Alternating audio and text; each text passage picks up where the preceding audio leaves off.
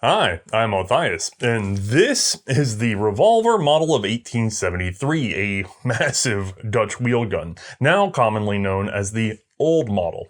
Let's see if we can squeeze this big boy down into the light box. With an overall length of 11 inches and weighing in at 2.9 pounds, you might expect this to be an old world, big bore, high power revolver, but it actually chambered a fairly modest 9.4mm black powder cartridge, 6 of them loaded singularly through the side gate into the cylinder.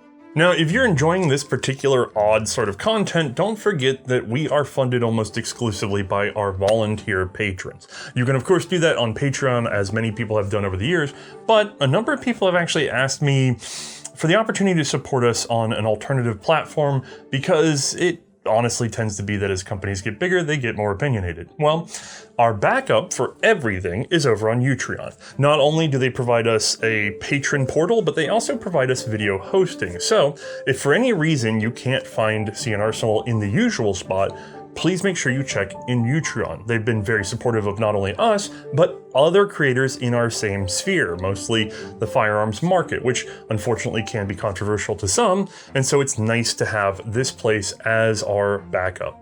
Today's episode is one I've been looking forward to for quite a long time. The Dutch 1873 revolver has been something of a hard nut to crack for me. The mechanism's evolution wasn't entirely clear, and there's only really one book on Dutch revolvers that goes into any extreme depth, plus a few others that are armed forces branches specific that give a little bit of detail. All of these resources are rare and very difficult to find, so I'd actually like to thank author Bas Martens for helping me get them all together in one place. So let's get into it. The first revolver to enter service in the Netherlands was a Frank-Hot modification of the Adams Percussion revolver. By Dutch request, this was made into a single action only mechanism with the minimum number of internal parts. These were made for the Dutch Navy, adopted in 1861. The Army, however, well, they kept on using their standard single-shot percussion pistol.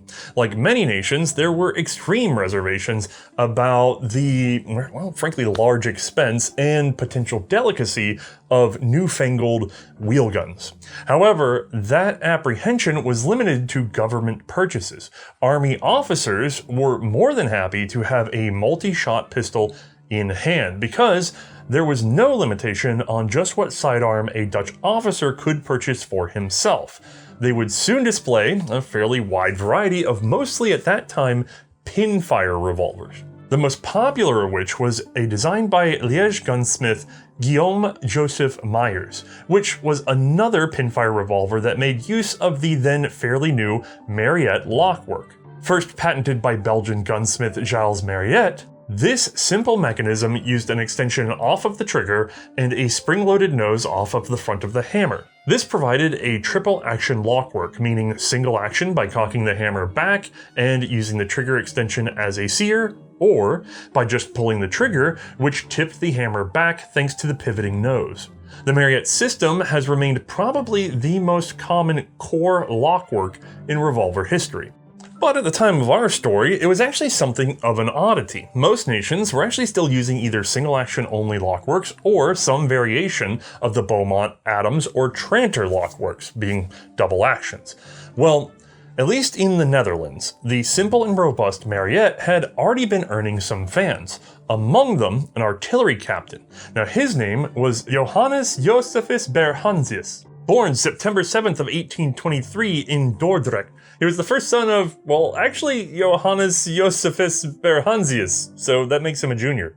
His father had been an artillery officer, and it seems so would he, as would his younger brother, who would actually be much more famous. This was a Dutch officer and later politician, including becoming the Minister of War twice. Thanks to the plethora of biographical data about younger Willem, it's a bit harder to find much on the unfortunate Josephus Jr. What we do know is that he was military educated and beginning in 1864 served as the chief of the Weapons Inspection Committee in Maastricht, which is how he became intimately familiar with a variety of martial handguns. Our Berhansius would actually develop 3 complete revolver designs in a fairly short period of time.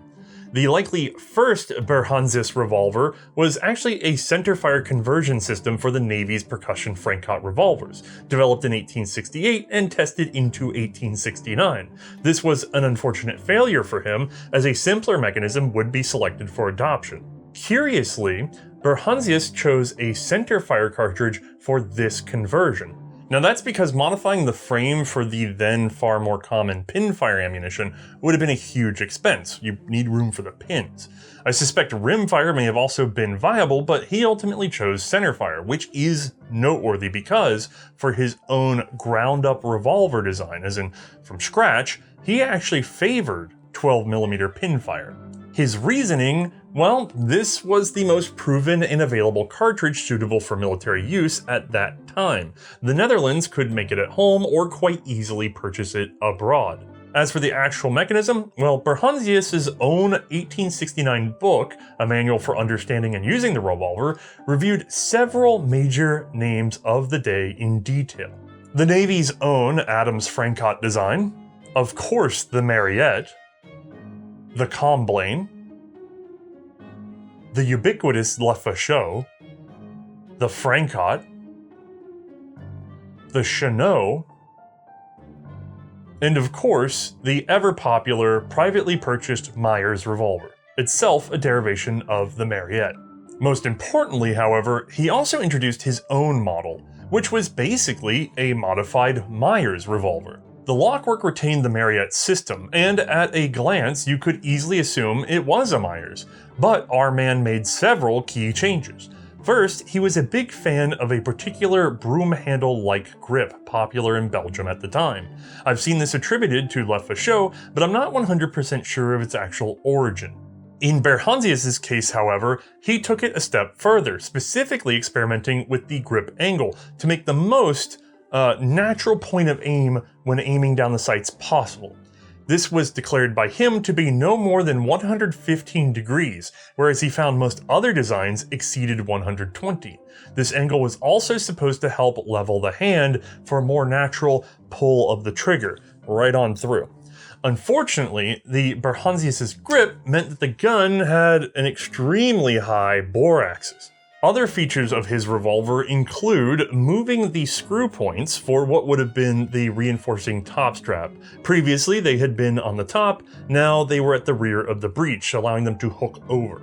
The firearm itself as a whole was also beefed up in order to be more usable for military forces. This would drive the weight up from the Myers, but it was considered okay because the then standard Navy Frankot was 1.175 kilograms, and the then standard single-shot pistol was over 1.5 kilograms in weight.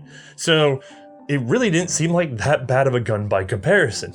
He also opted for an Arbor retaining spring, making it easier to remove the cylinder for servicing or even unloading, without losing any screws or bits or bobs. And an Adams-style manual hammer block was retained, this being a flat spring that the hammer could be rested on in order to safely load or carry the revolver while loaded.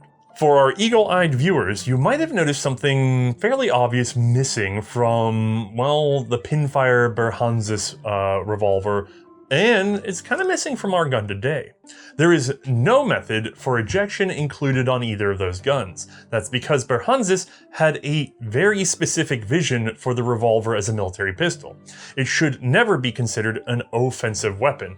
It was only meant for it to be used defensively at close range, a last resort gun. That means that the revolver should be quick to draw and easy to point and sighted from maybe 30 to 50 meters. The then standard fixed ejector rod would only be a hindrance. Let me show you what he meant.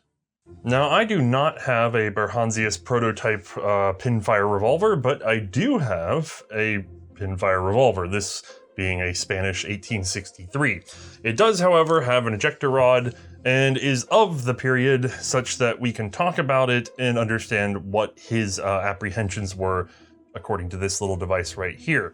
Now, the intended function is that in the half-cock position, we can manually roll our cylinder around and use this pin to push out any spent cases. And then we can roll to the next one and push out more, right? Well, as you can see, it detents in one of two positions with a friction spring, but it's not perfect. I can fairly easily nudge that. And when I do nudge it, watch what happens. Let's get this out of the way. If we go to ready this gun, we're sticking. And if this were a double action, it's not, this is a single action only, it's the same problem. We would pull the trigger, the hammer would try to come back, and we'd get caught.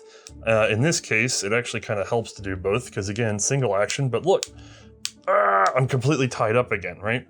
That's because of that little rod there. Once she's out of our way, and by the way, not a lot of movement there, you see it, folks? Once she's out of our way, we're back in business. So the fear was that you would stick this in a leather holster, and as it went into the holster, you'd get a little bump. In this case, thankfully the gun wants to be in between on this design, but let me tell you, leave it at half cock, leave it down in an awkward position, get a bump as you're going into the holster. That's a major problem because you're gonna draw and not be able to fire, and well, you're gonna be dead before you figure out the problem.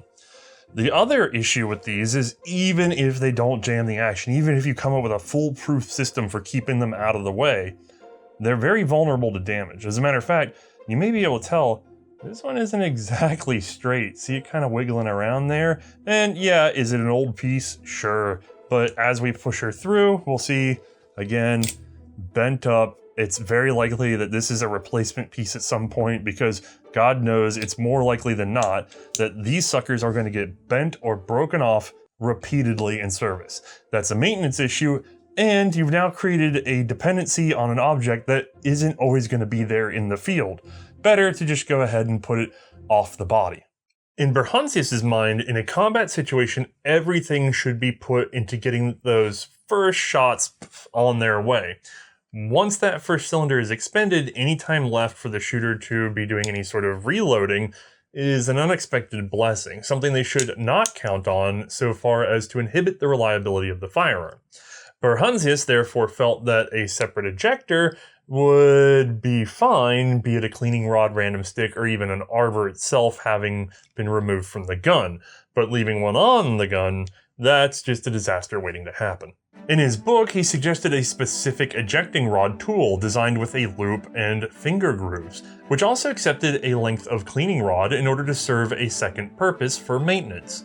It also sports a friction spring, as he expected that it could be fitted into a metal loop on the ammo box, a bandolier, inside the holster, or some other personal equipment. And finally, the price of this beauty should not exceed the privately purchased mayor's revolver, which had been set at 25 guilder. It was estimated that Berhansius's would clock in around 23. Berhansius's prototypes were produced by Maastricht arms manufacturer P. Stevens. This firm had been founded by, and this is where my best source says Pierre Stevens, but others seem to say Petrus Stevens, and everyone agrees that his partner was actually a man named Petrus Rejau. Anyway, P. Stevens began as a retailer of parts imported from Liège. When the War Ministry opted to form an armorer's shop in Maastricht in 1841, they rented from Stevens and Rejau. These would be closed just 9 years later, and Stevens took the opportunity to start his own factory, which in turn took on government orders, growing rapidly by 1852.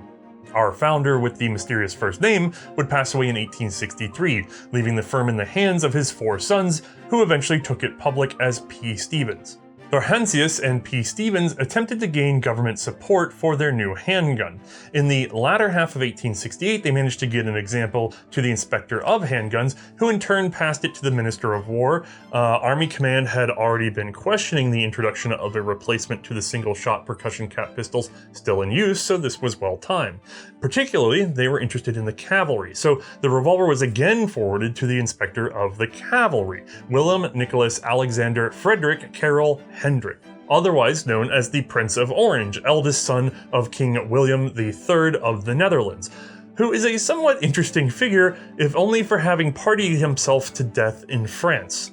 For today, however, we just care that he oversaw the cavalry and the Royal Maréchaussée. He also felt Berhansius's revolver was suitable for both. So in August of 1869, 10 trial revolvers would be ordered from P. Stevens, along with 100 rounds of ammunition for each. However, this order came with some requests for changes.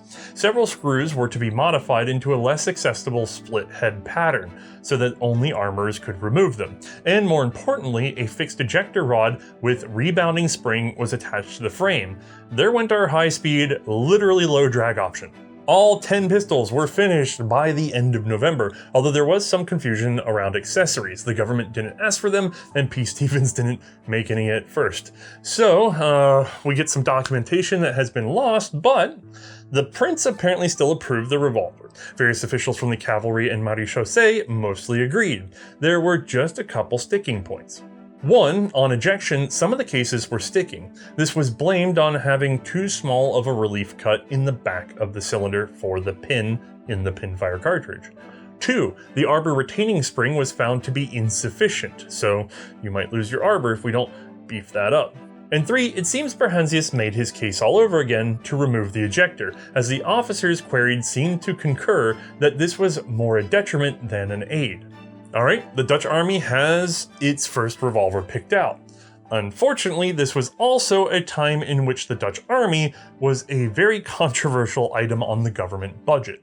Around this period, they began to average just about 1 Minister of War per year. So it should be no surprise that when the army asked the Dutch parliament to set aside funds for its new revolver program, the matter dragged on for years, ultimately being ironed out in 1872 for the upcoming 1873 fiscal year. The original request had been for 5,500 pistols. This represented 313 for the cavalry, 4,258 for the field artillery, 359 for the Marechaussee, and a 10% reserve, and then rounded up for a bulk order. Thanks to a parliamentary conflict, and yet another change over the Minister of War, the revolvers for NCOs and artillerymen were dropped, meaning funds were secured for just 750 pieces. That delay actually might have been for the best, because in those 3 years, the handgun market actually changed very radically. Most notably, the centerfire cartridge had gone from being a novel idea to a fairly cemented one, certainly with enough experience in the market to reveal it as superior to the pinfire. Once again consulting with Vries, it was decided to choose a commonly available centerfire commercial cartridge to work from. Which is where I become confused, because apparently the resulting 9.4mm Dutch was made from cases available from cartridge manufacturer Charles Funau, who was of Brussels, Belgium. Given the 9.4 Dutch is an almost entirely unique round, I'm unsure what the heck it was born out from. I've seen a number of arguments online. Nor do I know exactly why the cartridge diameter was reduced down from the previously accepted 12mm at this time. Introduced as the Sharp cartridge number 11, it would later be renamed to the pattern number 5. Despite some minor external changes, slight adjustments to the bullet, the anvil, etc., this cartridge remained fairly consistent in construction and continued to use a black powder load until its retirement from service. Now, of course, the cartridge wasn't the only thing to change. This gun here is definitely not the same old Myers-derived pinfire. So, let's save some time and get a direct look at what was changed. Alright, we have a fairly worn revolver, lots of old chips and pits, and then frankly on the other side, she got real roughed up at some point, but we've managed to get her cleaned up and serviceable for the show, and we can tell a little history story. A lot of these are actually in nicer condition than this because they mostly served with a neutral army. I'm unsure of the story behind this one, and how it managed to take on so much wear. But it is a very old gun. Now, when we first look at this, I really want to draw attention to the fact that it fills the frame. Look at my hand. I can't really cover this gun up without using most of my forearm in the process. It's very large, not just being like 11 inches long, but also extremely tall. So in terms of, I guess you could think of it as the area of this piece, we are into or maybe even exceeding Revolver territory just on the fact that, yeah, okay, Revolver very long, longer than this, but not as tall. This is a very awkward shape, especially when you consider the fact that it's a 9.4 fairly small bore, especially at that time, cartridge, and a short cartridge as well. Look at the cylinder. It's almost disproportionate how small it is to the rest of the gun. It's it's kind of odd. If you didn't know the scale here, you might think that this was some sort of training revolver with a downscaled 22 cylinder in it or something, but no, this is a full service cartridge. So what happened here? Well, the biggest takeaway is that all of this was designed, and then Barhanzis attached his grip. And his grip was meant to do two things. One, it was meant to present the correct angle. So we have this very intentional rake that is frankly a natural pointer in terms of its relationship to the sight line, okay? By the way, this thing is sighted at 30 meters distant. It's supposed to be very good for essentially snap shooting. Now, the other thing that's happening though, and the reason why it's so high, is because he really wanted to make sure he positioned the finger correctly. So if I grab this pistol and put my finger on the trigger, let me flip that over. Look at how linear my finger is to the trigger. That's actually fairly impressive in at least that one regard, because when I pull this, I'm going to get a very even pull into my hand. I'm not having to tuck my finger up this way or that way or any weird curl. I'm able to pull straight through in a nice linear fashion, even with my big modern hands. So this is a very thoughtfully designed gun in terms of the human hand and the ability to draw and point, because that's where the emphasis was.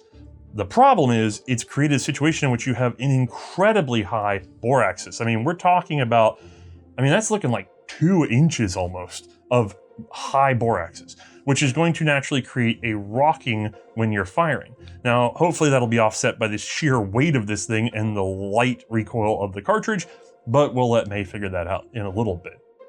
Now, zooming in so we can see just a bit better, let's walk through how this gun's supposed to work. Number one, we have a single action, which is actually a very long throw for the hammer. They really wanted to smack that primer. And look at how far back that trigger is. If we give her a very light pull, that'll come crashing down. Alternatively, we can just go ahead and grab and pull through, and it's very heavy, and get a double action pull. So single and double, triple action revolver. In both of these cases, you notice the hammer remains down.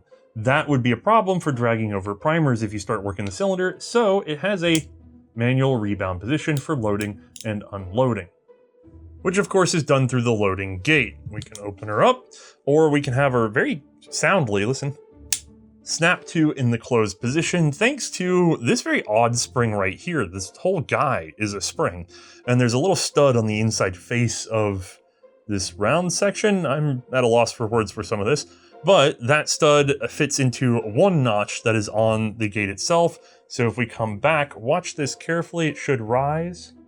See how it's separated? There's just a little bit of a gap here, and when we come back closed, it's gonna pop into place. Nice and tight, so that keeps her shut, and thankfully this is high in the holster. It doesn't represent a strong snag wrist. I have not seen a lot of these damaged over the years on these guns, so apparently reasonably strong. By the way, when we're in this position, I'll point out that there is actually a slot cut between each of the chambers. That way you can rotate an empty revolver with the hammer all the way down and not accidentally damage the firing pin.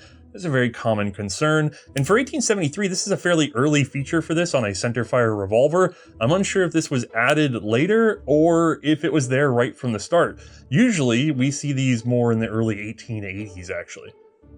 Now, as far as unloading goes, there's no ejector. There's nothing on either side of the gun to help facilitate the removal of any sort of stuck cases. In truth, if everything's going well, you should be able to open her up, roll this around and shake, and most of them should fall out, but occasionally you're gonna need a little tappy tap. So the Dutch actually handed out something like this. This is not an original one. This is a reproduction that we slapped together. And to be honest with you, I'm not entirely sure that the measurements are dead on, but it should look a lot like this. This is a T-shaped screwdriver that could also be used as an ejector. So you could take this guy and just poke out your cases. In the Dutch Army, the Continental Army, this would be carried in the holster, so it would be available. As a matter of fact, these should be serialized to the gun whenever you find an original. I have never found an original though, so I slapped this claptrap together. Now, this particular tool would actually be adopted in July of 1873 and therefore was the only reasonable ejector for the gun in the early documentation. However, by the 1930s, we see them mentioning using a now included cleaning rod. I actually don't know when the cleaning rod started being issued with these guns, but it was much later. And apparently at some point the cleaning rod became the favorite ejector. So you may have used this, you may have used a cleaning rod, you may have used a stick you found on the ground, but you get the idea. The only other object we have to play with on the outside of the gun is this very interestingly shaped elbow spring. This is pretty wild. The way this guy works is he's screwed in at this point. We have a potential relief in the frame so that we can push down on this side, and when we do, the corner lifts up. Now, this is likely in response to weak arbor retaining springs on the earlier design, and therefore doing all of this meant that we have a lot of torque going on this corner, and therefore we're very unlikely to have the arbor slip out, because that's what we're doing, we're holding the arbor in. It's exceedingly common to find these broken though, and I imagine they're very hard to replicate nowadays, but thankfully this one's here, so let's get a look at it. We push down, and it's actually requiring an insane amount of force to get it high enough to be able to pull the arbor. And in this case, my arbor is still fairly binding. Hold on one second. Oh, good Lord. And you can see I actually have a little lithium grease in there to help this process along. They did not want these arbors coming loose. Once we're past the notch though, we can let go and pull until we reach a stopping point. And you see this guy's recessed back in and we're retained, so we're not gonna accidentally lose the arbor. That's pretty good. If I flip this guy over and open our gate, we can now go ahead and remove our cylinder. 6-shot, like I said, has the groove. Nothing remarkable here, I suppose. Further disassembly of the gun requires removing 2 screws, and in this case, we have the reproduction tool. I've gone ahead and hollow ground it so I don't tear up the gun. So I guess we can pretend we're in the Dutch army and apparently really hate this tool. You know what, guys? I feel like a normal screwdriver would be so much better. Ugh, God, and a normal ejector, but hey, I'm not Mr. Quick Draw McGraw Berhanzis, am I? Now, to keep you from damaging this particular pistol, there's a couple pry points provided. One right here at the front, and one at the rear. So you can get set in there and twist. She starts to lift. Pry at our safety point in the front. She lifts the other way. Now we're pinched down at the rear, so we get to do that again. And eventually, okay, this is... Oh my God. There we go. Wow, fantastic, amazing. I actually love this gun, folks, but some of the things are so overthought and yet under-executed, it's amazing. But let's look at the lockwork. Now, I really want to be clear and fair to the design of this gun at this moment. We are now talking about 1872, 1873 in terms of design. A lot of lockworks had been figured out in that time, and yet execution was falling behind very slowly. I don't know what the disconnect was, but we see some frankly ingenious patents in the 1850s and 60s, and we don't see them coming to fruition until, I don't know, the 1880s, right? But for its period, for a gun that was based off of what was already available in the market, they chose very well when they chose the Marriott style of lockwork. That means that we have this hammer nose, which is loaded with a spring. We have this extension off the trigger, and we have a little pucker extension off the hammer below. So if we go to single action, I'll cock this back until the trigger slips into the little notch, which is actually a little hard to see under there, but we'll see it better in our animation. And when I pull the trigger, it releases off that notch and she comes crashing down. As she comes forward, we compress the nose in order to slip by it, and then it pops forward again, all right? For double action, we pull the trigger, and it starts pushing up that nose until it can slip by, at which point, boom, we become crashing down again, not become. And then we slip by the nose again, click. That whole system already existed, it was perfectly acceptable, and in pin fire, it was a complete system because you could simply set the hammer between the pins and you're unlikely to have any problems. In center fire, you can't really leave that firing pin sticking through the frame all the time. So, Berhanzis did something pretty straightforward. He added a sear. That's all this thing does. There's exactly one notch on the hammer for it. The sear is right here. It has its own spring and it holds it in that position. Rebound it. That's all that part does. Now, this has actually been done before this revolver. The exact same system is available on the 1868 Galland. However, I'm unsure whether or not he was aware of that arrangement on that particular gun. It's executed slightly differently in shape on this particular revolver, and it seems like a fairly obvious thing to just slap an extra sear into the lockwork. So hard to say whether or not he copied Galland or no. However, this is very much a Marryat plus sear, and that's the end of it. Now, it's very interesting how plain this gun is in that there is no redundancy of spring usage. So one spring for the trigger, one spring for the hand, one spring for the sear, and one spring for the hammer, and then one spring for the nose. Everything that rotates gets its own spring. That's a fairly unrefined design. And just to round things off, I pulled the arbor all the way out of the gun, and you may notice that there's a spring right here, just a simple flat spring. This is serving as a friction point on the cylinder. So when it's in the cylinder, in the frame, it provides resistance to rotation. The important part is that it's resisting counter rotation. In that form, it's doing a job that I'm actually dubbing the sprag, thanks to a patron of ours that recommended that term for me. Because in revolver world, we haven't been talking enough about what's essentially anti-reverse rotation check device, which is a lot of words to say, so we're going with sprag. Now, what that means is when we release the trigger, the hand wants to rake back down these teeth, and sometimes it'll accidentally drag the cylinder back with enough friction. So you need a way to have either more friction or some sort of physical locking point to keep it from counter-rotating at the moment the trigger is released. So in this case, friction. I'll make sure to point out more of these devices as we go forward. Now, a revolver just like this one would be available for inspection in March of 1873, which apparently received further approval from the Prince of Orange. With the funds already budgeted, they could finally proceed to actually adopt the new revolver of 1873. Okay, even though I think we saw it all fairly well on the table, let's get a better look inside with the help of one of our animations. In order to load our model 1873, we'll first need to make sure the hammer is manually rebounded. This keeps the firing pin retracted. From here, we'll just open the gate and load in our 6 rounds. The cylinder must be indexed manually each time. Close the gate and we're ready. This action is essentially a Marryat lockwork with an added sear. Currently, it's performing its one and only job, holding the hammer in the rebounded position. Whether using single or double action, the trigger's extension will strike the sear and keep it tipped out of the path of the hammer during normal operation. This is the only feature of this lockwork not found in the original Marryat.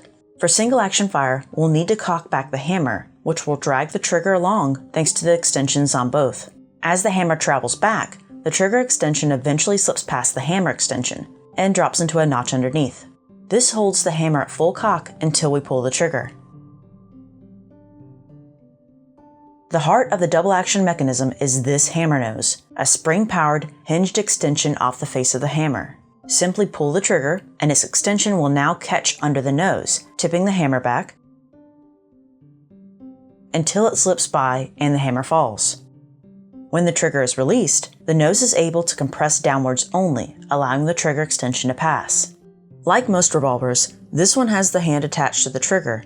As it rises, it catches on the ratchet teeth of the cylinder, rotating it. The hand is also one half of the alignment system for the cylinder. The trigger provides the other half with a cylinder stop extension. When the trigger is pulled, this rises to block the rotation of the cylinder at one of 6 matching stops, each aligning one chamber with the barrel.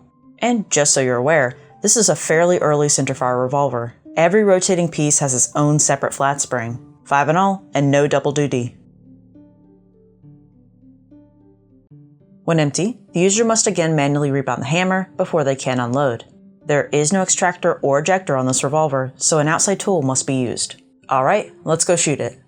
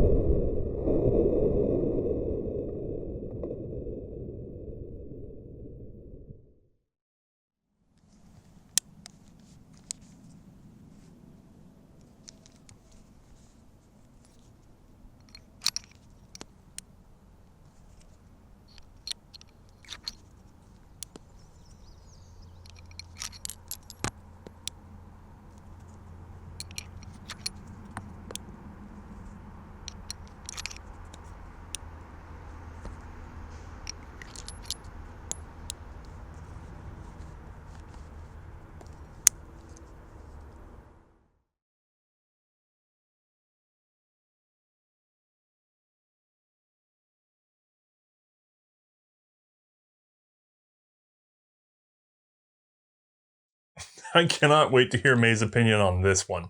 As for our story, we left off at the 1873 adoption of this particular revolver. The initial contract with P. Stevens was for 750 units. These were priced at 26.5 guilder and were destined for the cavalry and the maréchaussée. There had been some debate on arming the mounted artillery with carbines or revolvers, and the wheel gun ultimately won out. This resulted in a request for 2,700 more of these guys, but it was split over 2 years in the budget. It took a couple of years to sort, which meant that the need rose as well. So in 1876 and 1877, 2 orders were placed for 1,500 units each at a reduced price of 25 guilder. Production at P. Stevens was not entirely smooth. Apparently, the frames were proving difficult, and P. Stevens had the Weapons Testing Commission ask if they could be made from cast iron instead of milled from steel. The answer was, "We're staying with steel, what are you, crazy?" Which caused a slight delay in production. However, by November of 1875, all of the first contract for 750 were delivered. All 3,000 of the second wave were in government hands by the middle of 1878. This would be the total army production from P. Stevens, as the company wouldn't survive the death of its director. Emile Jean Lambert, son of the founder, would pass away in 1879, and the remaining family put the business up for sale. From here, manufacture gets a little harder to track. That's because the Dutch government would begin assembly of 1873 revolvers at their own rifle factory in Delft, which had been established in 1846 and saw its first large orders back in 1867 for conversions of muzzleloaders into Dutch Snyders. Revolver production likely began in 1882. Thanks to sequential serial numbers, we can estimate 4,250 model 1873s would be produced at the Geweerwinkel in Delft. This production lasted until 1887, when things would change slightly. This run of revolvers can be readily identified by their lack of a manufacturer's mark. Now, I said assembly of revolvers because many of the parts would actually be provided by, well, 2 commercial firms. The first of these would actually be the purchaser of what was P. Stevens, Edouard de Beaumont, who had developed the then current Dutch infantry rifle, the 1871 Beaumont. However, at the time, he had no ability to manufacture the thing and had to accept his royalties instead of doing the work himself. Seeking to fix the problem, Edouard partnered with Leonard Salil of Liège, who we should recognize actually from our Abadie revolver episode. The two would supply parts to the Dutch rifle factory beginning in 1882, I believe, and they would remain the main supplier through 1888. Unfortunately, the revolver trade was not enough to float the whole business. Salil would look for the exit, with Beaumont buying him out in 1890. Thanks to competition from a second supplier, it seems the parts contracts also slowed down and finally stopped in the early 1890s. Beaumont himself would pass away in 1895, with his company and name being scattered across his heirs. The second and remaining parts supplier would actually be Jean-François Joseph Barre. Born in 1824 in Herstal, Belgium, he was the son of a military gunsmith and would take to the same. By 1857, he was a master craftsman, and in 1863 was listed as an arms manufacturer. Jean's younger half-brother, Rensen Barre, was born in 1835 and also became a gunsmith, and to keep the story short, would end up working at P. Stevens, particularly during the latter days producing the model 1873. Following Stevens' collapse, the brothers Barre would form their own company. That would be Gebruder Caminada and Barre, with Caminada being the maiden name of Rensen's wife. I guess Barre and Barre was too confusing. The first company was short-lived, and within the year was moved and reformed as Gebruder Barre. Interestingly, at this point in time, it doesn't appear that Barre was providing parts for the 1873 revolver just yet. But they were, however, producing this, a somewhat smaller adaptation of the model 1873, specifically for sale to Dutch officers. Lightbox. This little guy clocks in at 9.5 inches in length and weighs just 2.1 pounds. Those are significant savings over the original Army Model 1873. It still has a 6-round cylinder though, and chambers the exact same 9.4mm black powder cartridge, so perhaps an obvious choice for officers. With the adoption of the Revolver 1873 and its 9.4mm cartridge, the Dutch Army saw a chance to standardize a bit better. Like I said earlier, officers could basically carry any sidearm they wanted. But with the switch to 9.4, the Army demanded that they start purchasing handguns in the same chambering as this guy here. While a handful of commercial models would fill the gap, only 3 were particularly plentiful at all. Direct copies of the 1873 itself, some very limited numbers of the Nagant revolvers, not in 9.4 Nagant mind you, but specifically in the Dutch round, and the gun I have here today, the Caminada and Bar miniaturized 1873, which by the way was a smart buy clocking in at just 23 guilder.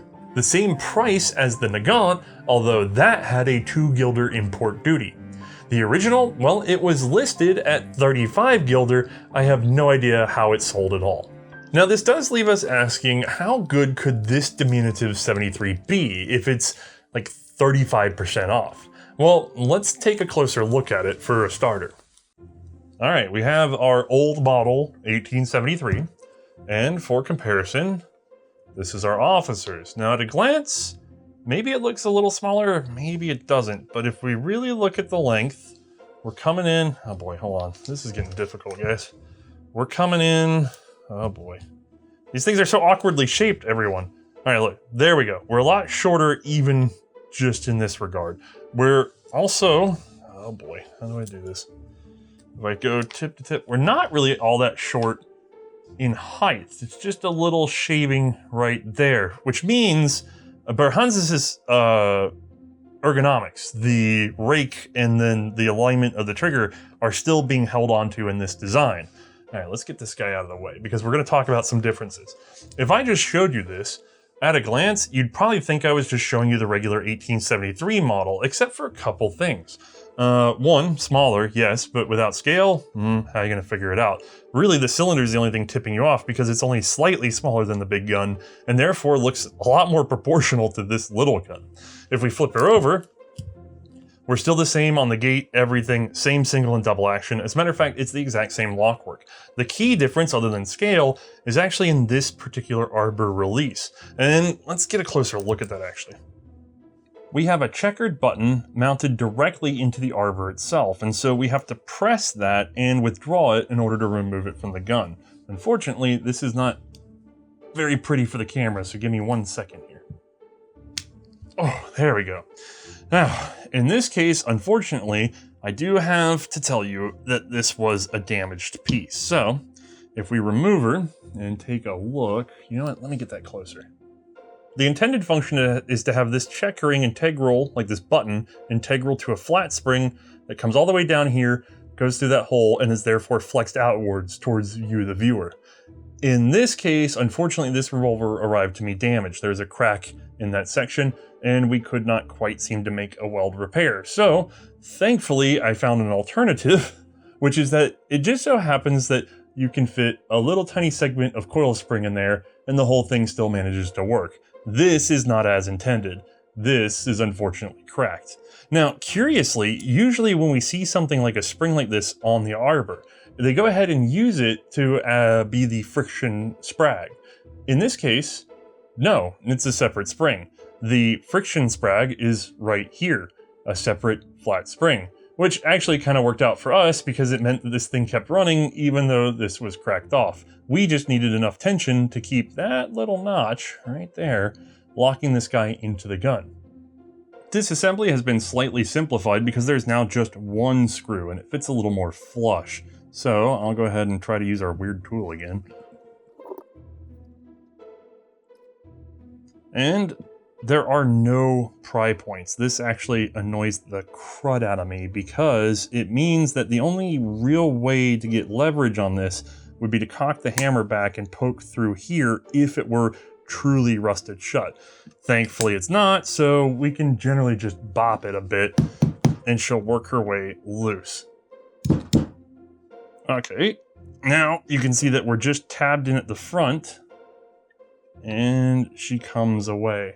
A little bit of oil in this guy, but it's really just a compressed action based off the 73. No changes, right? Separate springs for every operation, the independent sear that only serves to do the rebounding, and it's otherwise a Mariette system. No massive changes, no added efficiencies, just a smaller gun that's a little more refined in construction. Well, with no real mechanical difference, I don't think we need an animation for this revolver, but we can at least go ahead and shoot it.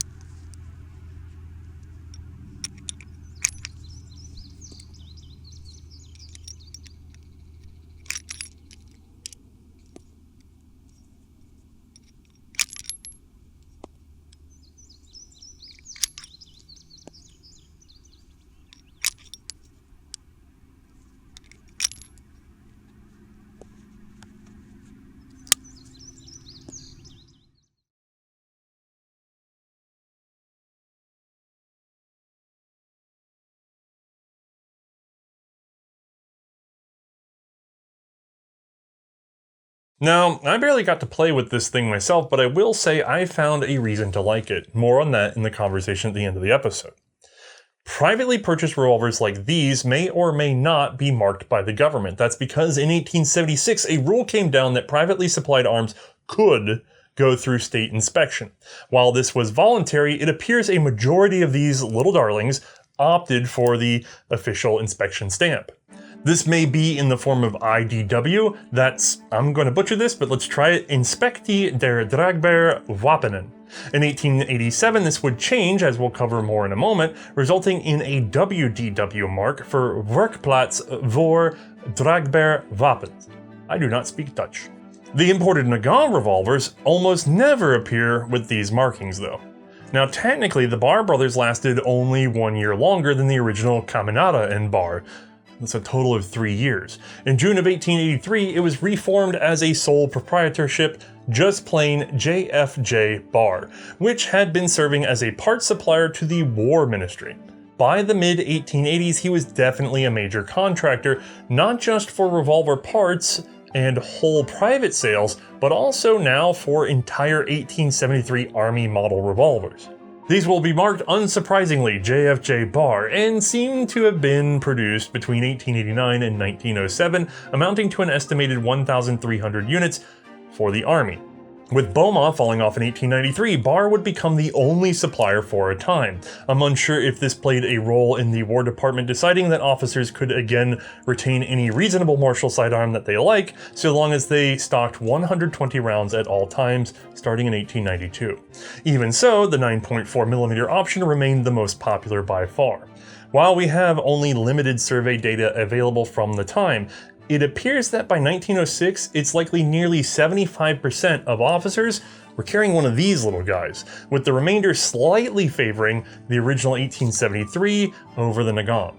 I'm not sure that popularity could last much longer though, because just 2 years later, in 1908 that is, JFJ Bar himself would pass away, at which point his heirs failed to sustain the business and had to shut down. Thanks to consecutive serial numbering from Bar, it's estimated that fewer than 2,300 of their smaller officers' model revolvers were produced. And just for anyone keeping track, this was the third business to go under while the 1873 was still being manufactured for the Army. Despite all the heavy numbers that we've seen so far, the 1873s had dwindled to a trickle in the 1890s, Perhaps 400 a year were being produced on average. Smaller governments can't always keep enough demand going to support a private industry option, which makes their decision to have the state rifle factory at Delft take on production all the more sensible. As a matter of fact, the War Ministry would begin to better unify its arms production in 1887, having all manner of arms supply being unified under the title Artillerie inrigting, I think. This decree would result in a change from Geweerwinkel to Werkplaats voor draagbare wapenen, which is also where the inspections were now handled, again explaining that change to the inspection mark that we saw previously. So, from 1887, we see that the Model 1873s will be marked with WDW instead of IDW, and that WDW will now be in what was previously the manufacturer's spot on the frame. These guns take up the remaining serial numbers just past 13,000 in total, meaning roughly 3,700 from the Werkplaat. Which didn't remain in just one place, by the way, as the War Ministry began setting up a more centralized and modernized series of facilities just outside a region known as De Hem, a headland. Thanks to the addition of a bridge in 1878, this became known as Hembrugge, and as part of a consolidation effort, our rifle factory would be moved there as well in 1898. Production must have slowed though, because by 1908 only a little over 700 revolvers sported a Hembrugge mark, making it the rarest of the plain old model 1873s. These would be the last of this particular model, and despite being painfully plain in some ways, there had been a series of minor improvements over the years. These were mostly small, almost invisible things. Various changes to the chamfer, profiling, slight opening of the chambers, mainspring thickness, screw adjustments. But one thing does stand out, at least visually.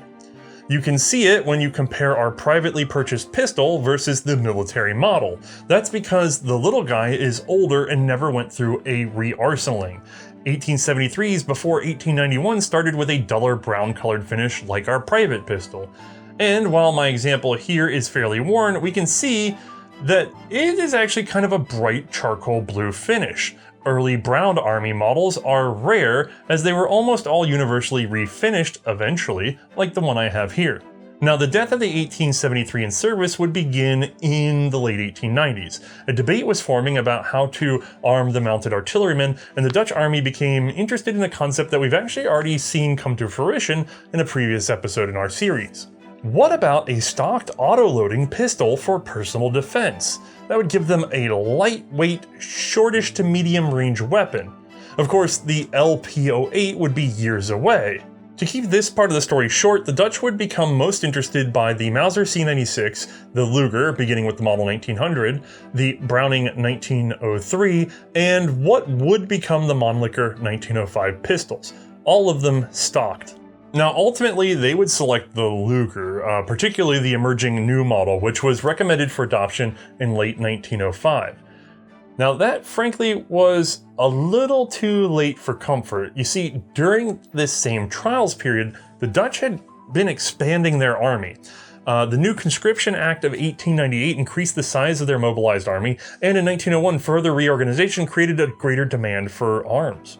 But, of course, there wasn't much enthusiasm for making thousands more of the now quite obsolete Model 1873s. The gun was big, awkward, the cartridge black powder, it lacked an ejector, loading was slow through a gate, and it didn't even have a rebounding hammer. By the time of the 1906 budget, there was a shortage of at least 3,800 pistols in the army. The time to buy was yesterday, and when this matter finally made it over to Parliament, it met headlong with Ludwig William Johann Carroll Thompson, I think. The notes I have simply say that the automatic pistol was debated by Representative Thompson, a veteran of the Dutch East Indies Army. And this gentleman fits the bill, a veteran of the Aceh War who later served as a military attaché in South Africa. Thompson was apparently terribly afeared of the automatic pistol, claiming the gun was unreliable and would simply dump its magazine on the first pull of the trigger. His heated rebuttal against funding a repeating pistol effectively halted its adoption for the Continental Army.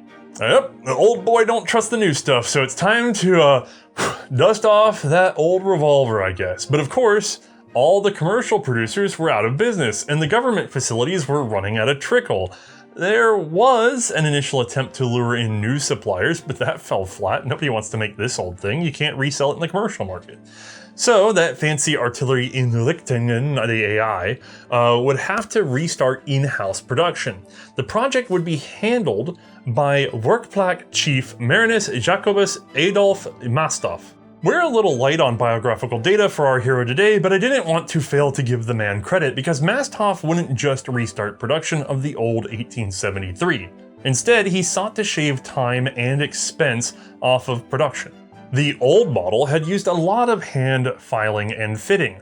Mastoff reworked it to take advantage of machine production, requiring fewer workers. To this effect, several changes were made, and you can see them all on this gun here, the Dutch 1873 new model revolver, Lightbox.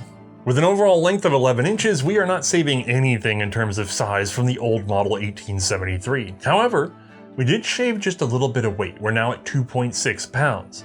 The magazine capacity is still 6 rounds in the cylinder. That of course is 9.4 Dutch, again a black powder cartridge. You know, we've really basically already explained the history of why this gun exists, so let's just go ahead and get a look at it as compared to the previous. Alright gang, once more, not quite same as before, but pretty dang close. Alright. Let's talk about the really obvious features. So the number one giveaway for this guy is the rounded barrel, right? Just a little shank here all the way down. Then there's a step down in which we have a pressed over and soldered front sight.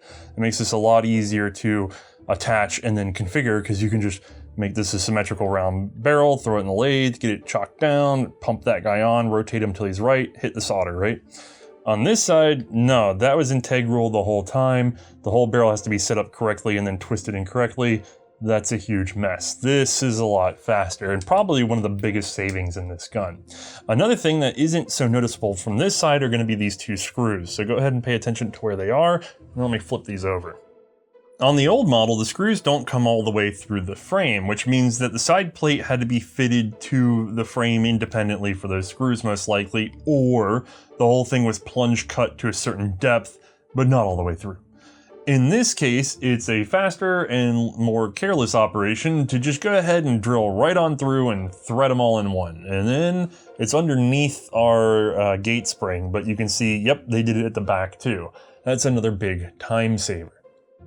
If you get out the calipers, the loading gate, hammer, and trigger are all slightly narrower than the original. Probably a little bit of, let's say, weight savings, a little bit of material savings, but a lot of being able to machine them. You can kind of see that this is just a nice, perfectly flat with a hard angle surface. You can see where we had a round cutter come in, drag, and then come back out. These are all very clearly machined surfaces. I mean, look at this trigger where it's just like whoop, and then we've got maybe a little bit of hand roundness here, right? This is a gun made for mass manufacture. We also see it here in the gate spring. You can actually kind of see the round cut marks on this section here. Again, squared up a little bit more and a little simplified with a slight difference in shape. Something you can't really make out, even with this thing taken apart, is that the teeth down in here for the cylinder are also mill cut instead of hand done and hand timed. So speed, speed, speed.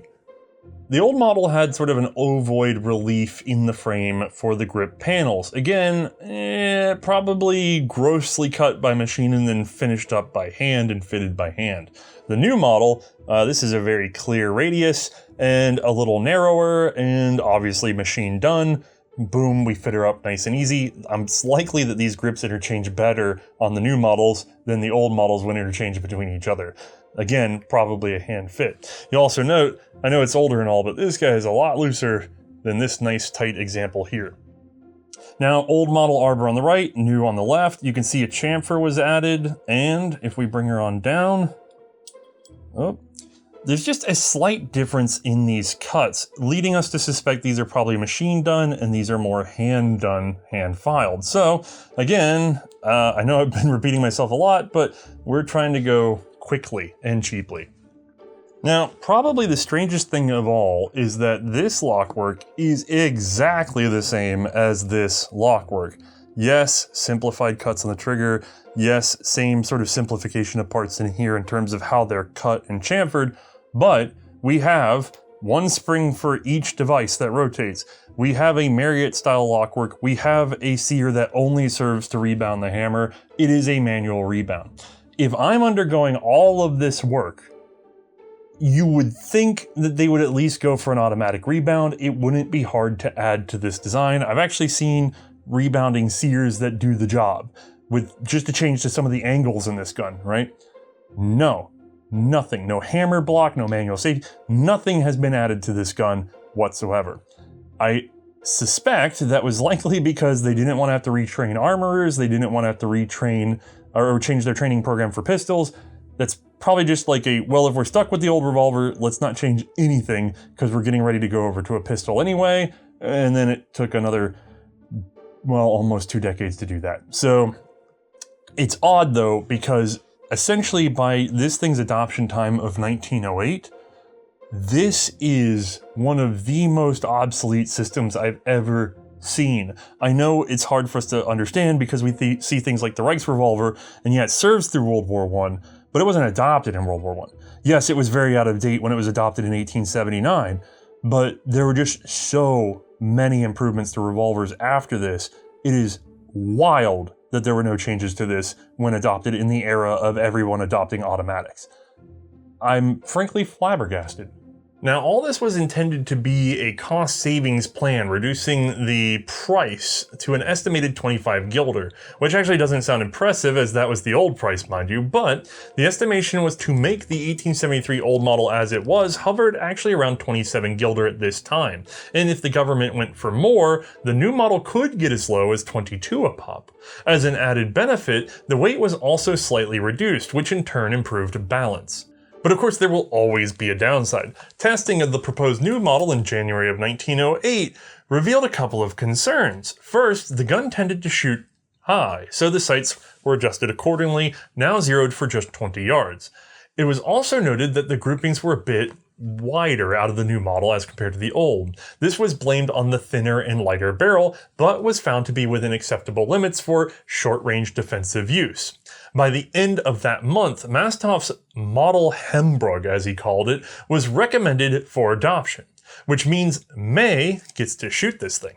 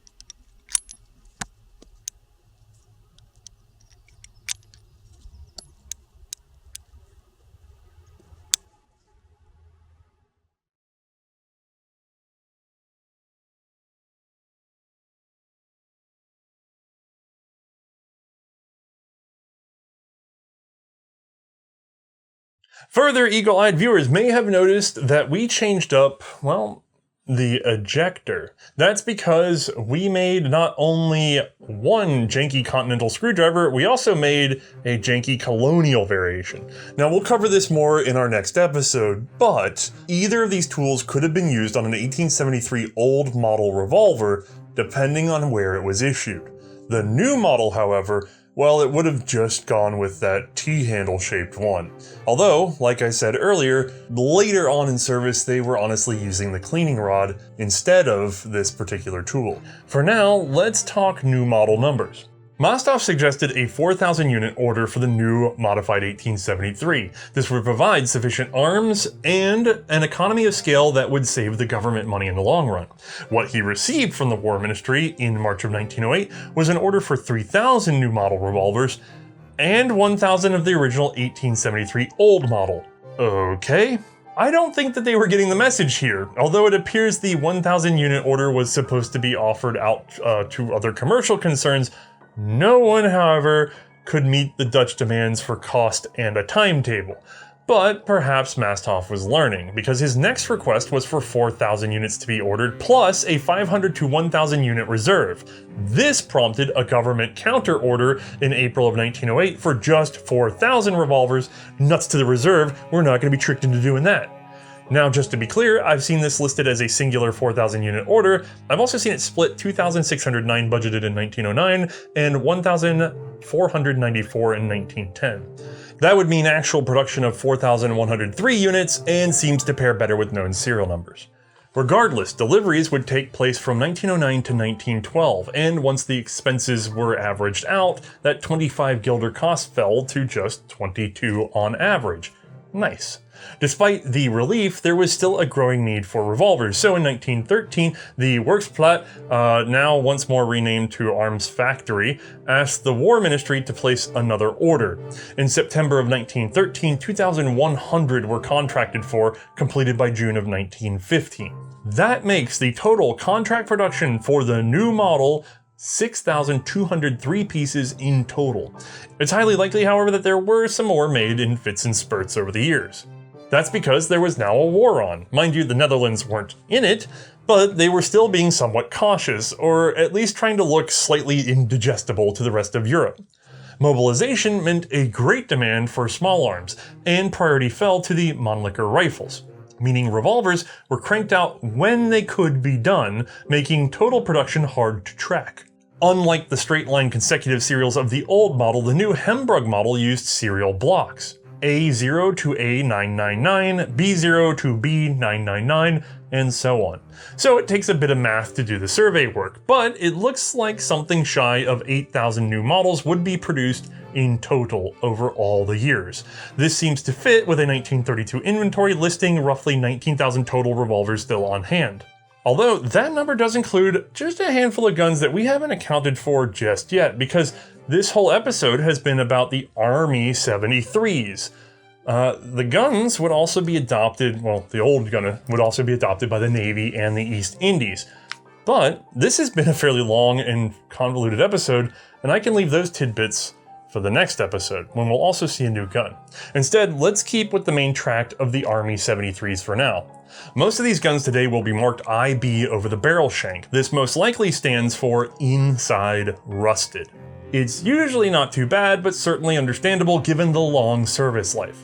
Various branches of the Dutch armed forces would struggle to replace these guns during the Great War, but it was mostly in vain. Imports weren't an option, and domestic production was all, well, tied up with rifles. There had been a pre-war attempt to at least make a more manageable handgun. Due to a marechaussee request, a new model was developed off of an example known to a regional police force. I have no idea what that gun looked like, but the feature list was suitably modern for the time. However, it was ultimately abandoned because no matter how good of a revolver you made, it was clear at that time the semi-automatic pistol was going to be better. The obvious choice was to get one of those. That process, however, would take until 1925, when the FN 1910-22 was finally adopted. Even so, these were never quite enough to replace the aged revolvers on hand. Which means both of these guys were still in service during the German invasion of the Netherlands. That means potential combat for these black powder 9.4 millimeter revolvers in 1940. 1940. No automatic rebound, no quick loading, no quick ejecting, no ejector rod at all. 1940. That's amazing. Well, while we're wrapping things up, Johannes Josephus Berhansius wouldn't last nearly as long as his own revolver, passing away in April of 1907.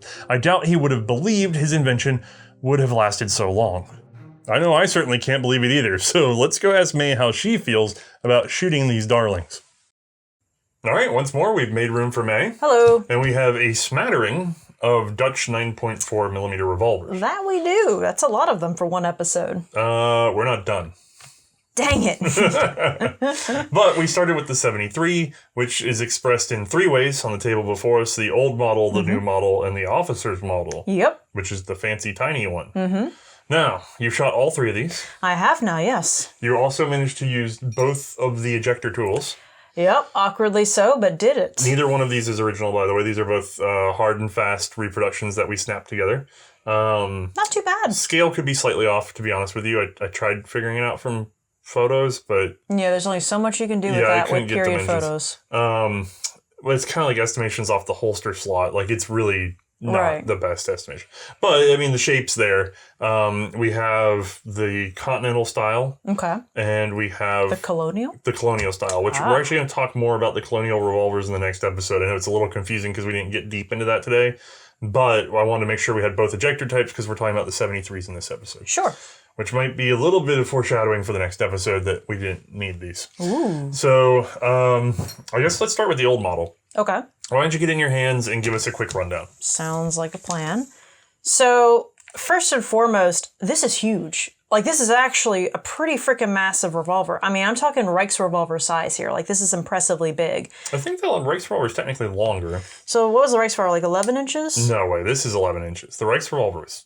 Was it 12? I don't know. I think it was 11 and a half or something like that. We have footage. But the other thing about the Revolver is it had that very odd banana grip. Yeah, and don't get me wrong. I'm holding this grip, and this is definitely an awkward feeling angle. And I want to say, if I had to think between the two, definitely the Revolver is still more awkward, in my opinion. The weird curl of the Revolver is the most unaimable thing I've ever experienced. It's not even like for a human hand. That's the weirder thing, is that who thinks grabbing a banana... Adequate. Yeah, it's perfectly adequate for a fruit, but to have to then point it at something, it's like you feel like a kid at the breakfast table trying to point. But we're not talking about the Revolver right now. Right, no.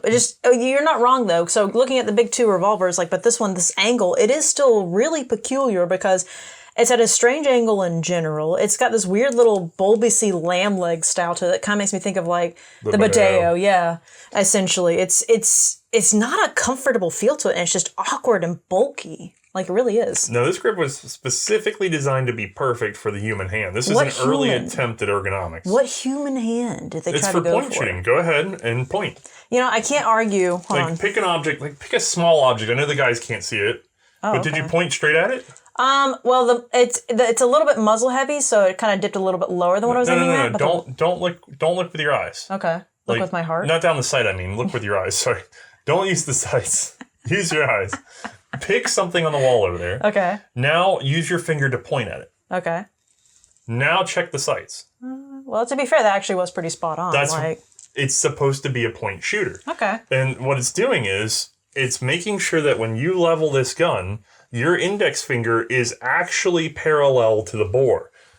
When you go into this grip position, that also means that your index finger, when you pull, is parallel, and that means that you don't have any weird horizontal scrunching. Mm-hmm. And we've seen this before. We were handling recently a modern handgun. It was a Steyr M9 from the 90s with the weird safety inside the trigger guard. I'll pop a picture. Oh, yeah.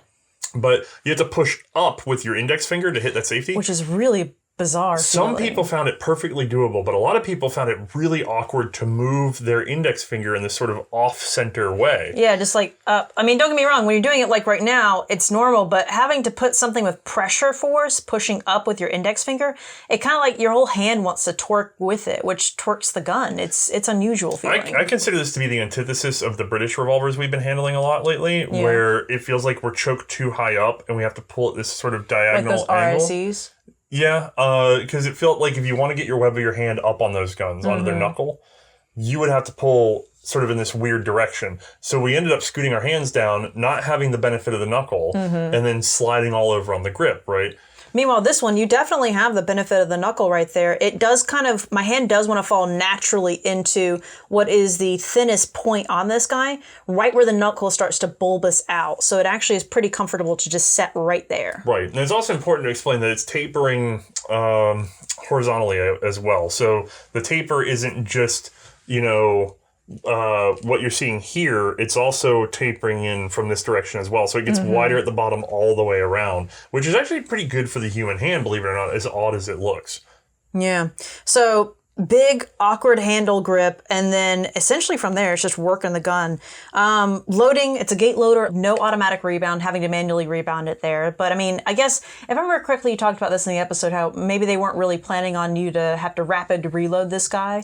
Yeah, it's also, manual rebounding was not weird for that time. Right. Auto rebounding kicked in very shortly. Was it like in the 80s? No, auto rebounding. So the first Fanyu patent we have for auto rebounding is actually about the time that this gun's being adopted. Okay. And then the better one comes out like a year later, and then the Warnant version comes out a year after that. So it's like this gun, it's weird, but we talk about, let's say, the Kropatschek rifle, right? It's a magazine, small bore, but black powder. Okay. Because it just sort of missed out on smokeless. Sure. This revolver just barely missed out on having a rebounding hammer. Oh man, just a little too late, huh? Right. If they had stalled for two more years... Early. Yeah, if they had stalled for 2 more years, I guarantee you auto rebounding hammers would have been the standard. So this is sort of the last of an era, but it's just a weird era that we don't tend to think about because it's not as big a deal as smokeless powder. But it's the last of the, let's call it the thoughtful revolver era. Okay. Because coming from percussion guns, having a manual rebound for indexing and loading, perfectly normal. Everyone would have been familiar with manual rebound. Why would you have to make it automatic? That's true. They're all familiar with it. And then they wouldn't have been familiar with any sort of rapid reloading by that time either. So having to manually rotate your cylinder around to pop in each round individually would have been something normal too. Right, because they're used to that loading system, And right? gate loading in general is totally normal too. Yeah. All of that, not unusual, I guess. An Abity system isn't, where you pull the trigger and it just cycles for you. Right. Not technically going to help you a whole lot on loading a black powder muzzle loading revolver, except for maybe capping, right? And you can kind of see this because the Kerr revolver, we haven't covered it yet. It's an old percussion revolver. Ooh, that'd be fun. That's a gun that you can actually half cock and pull the trigger, and it'll rotate just like an Abity would. But because it was a percussion gun, it's weird, but people never made the jump to be like, well, wait, now that we have cartridges, we should just do that again. Right. You know what I mean? Abity sort of reinvents it. So it was like so fast for percussion, I'm assuming, but then it's like, so how, it's so strange but they it does just didn't nothing make the for jump. you. Like, Yeah. it doesn't really speed up percussion loading. I guess no. Because of how finicky it is anyway. That's true. So anyway, the point being is manual rebounding hammers would have been totally normal at this time, and yet right away after that, it's like, what are we doing this for? We have centerfire ammo, people are dragging on the primers, it's causing accidents. Right. Centerfire ammo is what really kind of gets us into wanting to have an auto rebounder. Yeah. Well, everything else about this kind of feels standard for a really large, awkward revolver. The sights. So that's the thing is that I'm getting into this. Yeah, and I'm waiting for you to talk about like just how top heavy that is. Well, essentially, yeah. So when you go to level it up, it feels like there is the weight of the world, like right here on the top of your hand. It really does feel like it wants to tip and rock out of your hand, which, don't get me wrong, it's not the worst, but it's not the best either. Right. So you'd think the weight would be like a huge benefit. Yeah. But boy, we were looking at some boraxes, which we can talk about in a moment. Yeah, that's true. Okay. Now, just looking at, does anything else strike you as standing out? Like any features or oddities that make it seem distinct from another revolver? Because you've handled a fair number of wheel guns now. Right. Like, what really catches your eye? So for me, it's more about just essentially what sticks out from the gun, like physically itself. So these weird springs like sticking out from the sides. Now, granted, I've handled things like the Gasser revolver, and I remember like it has that big side spring on the side that's essentially part of the hammer rebound, right? No, it's hammer block. Hammer block, thank you. So I remember handling things like that, but this one's got two on both sides that kind of stick out and make the gun not really... it kind of makes me concerned that this gun is more fragile than it appears, I guess. Yeah, it also feels, I don't know how to explain it, but all these external flat springs make it feel more antique-y to me. Yes. It feels like more modern guns try to drive that stuff into the action. Right, because there's less likelihood of any of those parts getting damaged if they're all inside the frame. And when they're outside like this, I get kind of worried. I'm like, ooh, is this actually as robust as this wants to act like, or is it not? I've seen a fair few of them with the Arbor retaining spring especially damaged. Or if not missing on a fair number of them. You know, I could see if you accidentally had some sort of like misfire or something like that, or offset chamber fire, that potentially could get nicked in the process because it's right there underneath the barrel. That's actually a good point. Yeah, you're right. Shaving lead would drive it straight into that thing. Maybe it's hard to say. It's possible, but I mean, it's forward of the cylinder. I think anything external forward of the cylinder is a little. Yeah. Yeah. One of the first things I noticed about this gun, no ejector. Well, okay, I knew that. Like, we talked about that. Hey, I was asking if things stood out to you. Look, we talked about that in the beginning. I didn't think you were necessarily referring to that. But no, it is absolutely strange that there is no sort of ejector option on this guy that I have to, like Vries Revolver style, pull up a stick off the ground or anything, a tool I can use and just go to town with it. But luckily, they supposedly came with those in the holster. Yeah, there's also something of a design feature in there, which is that the Arbor itself has a massive flared head on it to help you get it out, which is why when I first saw one, I thought there must be some mechanism to that, like pull out and use or something. Oh, yeah, like maybe you just pop it out, and then you can like... But you'd have to like three-hand that. You'd have to pull... Yeah. You think about it, if you pull the Arbor and use that to eject your cases, you have to then set the frame somewhere while you're working with the cylinder that's freed from the frame and the Arbor now. So that's... See, I could even see it maybe being more like with black powder guns, how sometimes they would have a separate second cylinder already preloaded. So you pull the Arbor, pop the cylinder out, and then pop in your loaded cylinder, pop an Arbor, and go. A, the Dutch didn't do that, and B, the secondary cylinder option is actually extremely rare. Really? Because you have to hand time those cylinders to the frame, and it has to stay with that frame. Fair Before point. machine, you know what I mean? Before really tight machine tolerances, especially the timing of the Revolver was very much a hand-fit operation. And so having spare cylinders was a very expensive proposition. You had to have the gun right there in order to fit them. And so you actually very, very rarely see that. I always see people talk about it because they're like, oh yeah, they just swapped the cylinders. I'm like, I think like... Did they swap them well? Fewer than 0.5% of all percussion guns had a swappable cylinder when you think about it. You know what I mean? So Well, that's good to know. Yeah. But otherwise, and if I could talk about these for a minute, these little ejectors were horrible to use. I don't even think the scale would have mattered. Like, they could have been like 50% bigger just to have a better grip on them, and it might have helped a little bit more. I think I dropped that thing like 5 times just trying to use it myself. Yeah, no, it's awkward as heck to try to handle this thing, and I don't want to say even like the colonial one. Yeah, sorry, I was blanking on the word colonial. I don't even think that was any better. Colonial. Technically, it's a little Because bit. what you don't think about is you're like, oh, that looks handy, and especially this is better as a screwdriver. I could see that as a good tool. Yeah, But in the general. problem I had is that when you get on this thing and you're trying... Now, we had to do it for the camera, so poor Mae had to hold it like in a way that you guys could see it at all. Yeah, stupid But even if awkward. you're not thinking about it, you're just trying to use it, you end up with the T-handle having to be flat against the frame. Yep. Such that now you don't really have a good You don't have leverage, like a good grip on it, no. At least this one, because it's not a dead 90-degree angle, which is probably why they did that, you can get off to the side and you can use it without having to like clang up against the gun. I can wrap my fingers around it. Right. I wish this hook on the 90-degree angle did extend out further, because then at least you can grab it with all your fingers and just go bloop, bloop, bloop. I mean, you can bloop. use it the other way. It doesn't go all the way, It doesn't though. quite, but to be fair, I might have been off on my measurements. That's the one that's thing true. is we don't know how Maybe. perfectly we did So this. that could It's have so been close better. that we could have been off, and you could just sort of do this. See, that seems better to me. Yeah, but this would again only be colonial. So, Right. Nuts to me. Here, let me give that back to you. Thank you. So you haven't really told us anything about what it's like when it actually, to actually shoot the thing. As normal, we started with single action on these guys. We typically do try to do that first in our shooting segments. Pulling the hammer back. This one felt particularly heavy and creaky all the way through that pullback. It was unfortunate. Do it again. Do it again? Do it again. Like right now? Yeah. It's not comfy. It definitely... Okay, you're just going to show off now. No, I'm just curious. Mae and I have had this discussion a lot. The different wraparound of the thumb. There's for something pulling the about our hammer back. hand. I mean, we've had arguments about this, frankly. Mae likes to cock straight back in a way that I can't do because my own hand gets got in my weak way. hands. No, my own hand gets in my way. I'm literally driving my thumb into my own hand. But you tend to prefer to pull straight on back like this, which I find awkward on everything, especially whenever it gets heavy. And then I've constantly tried to discuss doing this sort of side cock, which I find to be very usable. Which I have been capable of doing that on certain guns, but the problem is that most times I don't have the, I guess, like wingspan essentially on my hand in order to reach it. I don't think you have the palm for it. No. Because we've actually compared it on certain, like, especially when they get this large, for me to be able to close the gap between my middle finger and thumb, I really just need a little bracing from my pinky, and I can just whip it on through. Right. Unfortunately, it seems like Mae can't quite close that gap because she ends up so overextended in her hand that now she's beyond her second knuckle, I guess, is what we're thinking. Yeah, essentially I just don't have that extra leverage that you are able to retain. Like, it's just too far for my stretch. For me, big boy hand, if I bring it up and I rock on my middle finger, hook with my thumb, and just drop it in, it is no problem at all. Because the weight helps, and it's definitely like an old world throw. But I'd regardless still argue that is a fairly heavy hammer. No, it's very heavy. Like, they must have had to be fair, it's an early centerfire. Not as heavy as a Reichs revolver. It's a very early centerfire. I suspect they had very insensitive primers.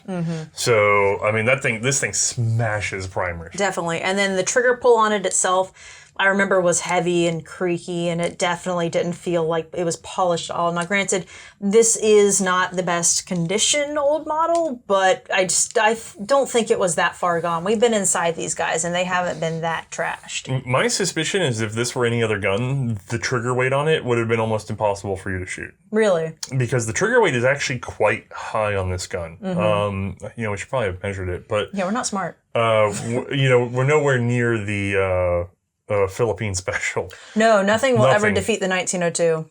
But I said, why do I have to say that out loud? Because something will. I don't know. Right? I'm trying to think, what was our second place for that? There was a gun that we were having trouble with before. Was it the Montenegrin, I believe? Yeah, the Montenegrin. Yeah, that was really pretty heavy. bad. But to be honest, we were having issues with the cylinder on that one too, where it would tie up every once in a while. So you don't know what's what. Right, that one's kind of hard judged. The Grasser, however, was still pretty heavy. I remember and the that. Swiss 82 is also another heavy trigger. Yes. On this one, I found that despite it being heavy, I was able to pull more weight. So I'm aware that the weight is high, but I was able to pull it. And again, it was that linear I was just going to say, the grip does help with that, yeah. I think that was honestly beneficial. As awkward as the grip is, he's not wrong. Pulling the trigger on it does line you up pretty well for it. So Right. I guess maybe it was made for human hands, just not in the ways you expect.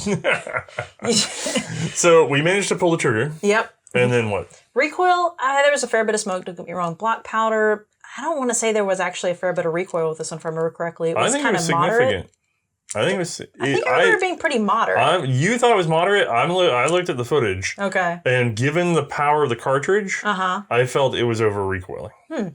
It wasn't beating you up, but it was even with you on it, right? And shooting, you think the weight of the gun is going to take up more of the shot. And I suspect it's more psychological. I think this is a gun that you would need to drive. You would need to put torque into to go ahead and get it resetting faster. But because the gun is such a natural pointer and it's so heavy, I found that I would just point it and be like, ooh, pull the trigger because it's only going to be 9.4. And the next thing I know, I'm back here and I'm like, push it down, right? And over and over and over again, it surprised me with the recoil. I guess I didn't even notice it. You were able to view it more than I was. Even reviewing the footage, I still remembered it being kind of moderate, so that's surprising. I think the problem is you're probably thinking of it, look at the size of the gun. Yeah. You're thinking it's an 11 millimeter black powder, like heavy ball thrower. We've been doing all the That's black what we powder. have been doing. So Yeah. I guess when I come to this, I'm like, nah, this is not bad by comparison to other stuff. But in other words, you expect a certain amount of recoil because you being a big old iron gun. That's true. You expect that's 9.4 with a fairly short case and a low charge. My perspective on some of this stuff is so warped because I'm just like, oh yeah, I hate belt-fed machine guns, but it's like I don't want one of those after having to load it a billion times. I think for the cartridge size, and the weight, it still was an impressive amount of recoil, and I think it comes down to the physics. How high? High bore axis, yeah. Yeah, that's a lot of yoke. Like, I mean, the rotational point, just hold that up. And the rotational point here, just having pressure come back here, is going to drive it over your hand. Whereas if I come here at a low bore axis and I start driving into You're pretty much just driving it direct. It's almost linear force. You see me kind of fighting a little rotation with you, but like here, it's definitely just pulling away. It's got the flippability. Even if I go linear and try to drive it into your hand, we eventually start rocking over. So, not my favorite. Yeah, that's fair. And then the sights themselves, they didn't seem that unusual for a revolver at the time. I tend to prefer the V-notches on the revolvers, but this one's not bad for like a ball in a basket kind of setup. Yeah, it's sort of like a pseudo bead sight, like a chunky bead. But pretty tall, pretty legible, I'd say. So, I'll give Berhensis I'll give Berhensius something. Okay. The grip angle's great. Berhensius. Berhensius. Okay. Yeah, okay, anyway. We had a I'll give him discussion credit. about that. The grip angle as a natural pointer is spot on for someone like me. Sure. May just proved it was spot on for her. Yep. I don't know that it counts when your follow-up shooting is so slow because that grip angle has put you in a position to have a ridiculously tall gun. Right. I also do believe that he could have probably squeezed some more space in the gun in order to keep that grip angle from being, or that bore axis from being so high. Right. But he sacrificed it for more ruggedness. Like, it really feels like a lot of that's overbuilt at the bottom and overtly thick when it doesn't need to be. Right. It just feels unnecessary. Like, no one's hand... Is your hand even go down to the bottom of that grip, actually? No. Although I kind of like that, if I'm honest. Yeah, more room is better. But it's not even that. His design goals, right, were quick draw, essentially. And I feel like it does fulfill that in the sense that if you have this in a holster and that thing's sticking up, and it's so long, right, you're going to be able to get on that. And no matter how I grab this thing, it's going to drive me into the correct position. Right. And I'm going to grab it very naturally. And since it's narrower here, I'm going to be able to pull it out of the holster. And nothing's going to snag. Because remember, that was his whole thing. You're saying it from the holster, and if you look at the angle of the grip that's sticking out too with that actually does seem like a really good angle to grab from. Yeah, here, take this from me in a hurry. That Do you actually feel like did you're not line up pretty spot on. Yeah, you're not scooching, right? No. Think of all the guns we dealt with that are like 10 years newer than this, and you're constantly Having scooching to your grip. up and down ride that thing, Right. yeah. In order to get a better grip on the trigger, in order to cock the hammer better, whatever else. Like, I constantly have to go up and down on the gun to figure out where I need to be. No, with this one, you're not wrong. It kind of, you settle right where you need to be. Look, credit is where it's due. Sure. Genius thought. Execution, though, completely ruined by other problems. Yeah. And then, honestly, comparing the old model to the new model. Yeah, that's what I was about to ask. Yeah. So here, this is a more different gun. And yeah, so much more different. Honestly, what just felt different about this, the hammer was lighter, the trigger felt cleaner. That's about it. They said Nothing else really felt much different. in the notes at the time, they did say that the balance was improved by slight weight reduction. Can you feel that? It does. Hold on. Yeah. You want the other one? Yeah, put it in my hand. Okay. Okay. No, I can't tell at all. Okay, so hold on. Close your eyes. Don't open them. Okay. I'm going to randomize You're going to randomly put one in my hand. Okay. Yeah. Okay. Now don't open them after I put it in your hand. I'm also not going to touch it because the finish on them are different. Yeah, so I'm just going to grab just the take it in grip. your hand. Okay. You know what? That's A. I believe that's the new model. That's A. Okay. Okay. Hold on. Now we're going to give you B. Do you have any? That's the old model. There's a slight weight difference. This one's heavier. Yeah. Okay. Okay. Yeah. I did. That actually does feel a little bit better. Perfectly scientific, right? I mean, my eyes were closed. They flutter because they're closed, but they're if closed. you had to cock the hammer, you'd feel it in a Oh heartbeat. yeah, I felt it in a heartbeat because that hammer is significantly lighter by comparison. Yeah, like 25%. Double action pulls smoother on this one. Yep. It does not as creaky. It feels cleaner. Overall, it just feels like a cleaner version, a nicer version of the new model. So you prefer the new model? Yes. So in 1908, that's the gun you would pick. No, because by the 1908, we've got better options in general. Come on. The Savage 1907 automatic was available by then. Oh, yeah. 10 rounds quick. Which would you take, that or the Savage 1907 semi-automatic 32 ACP? Sounds awesome. It's got like 10 rounds. Right. That's great. Yeah. No, we should carry around 2 pounds of this. Right? That's a better. Oh, yeah. Fantastic. But realistically, between that and the new model, between that and the old model, there's not much difference. I can't imagine the institutional process, by the way, that ultimately means that you have this insteed of achieving anything That else. again. Yeah. It's like you had that, and then you had that again. Just a little bit nicer. It's just like... Not even nicer, just cheaper. But not cheaper because of, I guess, inflationary aspects or the cost of labor. Think about it now, yeah. All right, so now we have to go with the one that's actually different. Right. It is like it's like somebody put a reduction on a stew and just made it smaller. Okay, this is a JFJ bar Officer's Model 1873. Okay. Let me hand you that. Let's get your first impressions. Well, instantly lighter, noticeably so, and smaller. The grip feels better for me. I'm more tucked in right behind the guard right there, which to me, this feels like it fits perfectly in the palm of my hand, which is really kind of bizarre. For you, I bet you're scrunched up on this, though. Okay, let's see if we still got the benefits. What do you mean the benefits? Don't close your eyes. Don't look down the sights. Okay. Point at an object at the wall. I saw you look down the sights. I think I just do that automatically. No, look at the object. Okay. No, put the gun down. Okay. Pick a different object. Okay. Wall. All right. Look at it. All right. Don't look at the gun. Okay. Don't look at what. I'm Look at the object. I'm looking at the object. Hold that. Okay. Don't look at anything else. Okay. Don't break contact with the object. Oh God, I'm staring it down. Right. Point the gun now without Okay. looking at the sights. Just point it. Now focus down the sights. Oh, they're right there. It's Okay. actually better than the new model Okay. and the old model.